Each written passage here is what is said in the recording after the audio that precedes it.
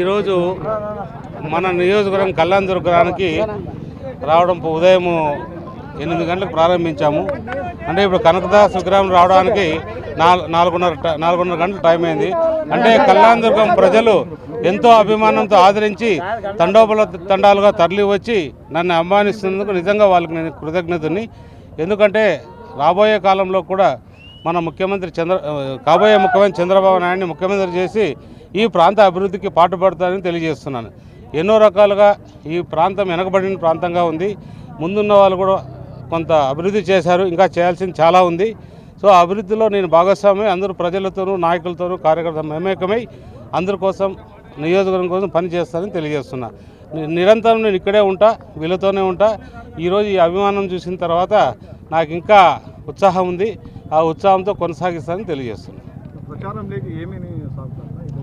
ఇప్పుడు అదే ఉంది. బీటీపీ ప్రధానమైన అంశము.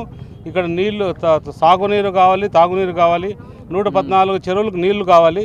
అది కనీసం 2.5 సంవత్సరంలో పూర్తి చేయాలనే సంకల్పం పెట్టుకొని చంద్రబాబు నాయుడు గారితో చర్చించి, అంటే ఆయన ముఖ్యమంత్రి అయిన తర్వాత చర్చించి ఎంత వీలైతే అంత త్వరగా పూర్తి చేసి ప్రజల కష్టాలు తీరుస్తారని తెలియజేస్తున్నా. అలాగే ఎన్నో ఇక్కడ పంటల్లో రైతు మామూలుగా రైతు పాయను నమ్ముకున్న వాళ్ళు 80% మంది ఉన్నారు. వాళ్ళకు కూడా ఏది నాతో అందరితో చర్చించి ఏం చేయగలుగుతాం, ఎలా ఉంటుందనేది తెలియజేస్తాం. వాళ్ళందరినీ కలుపుకొని ముందుకు వెళ్తాం.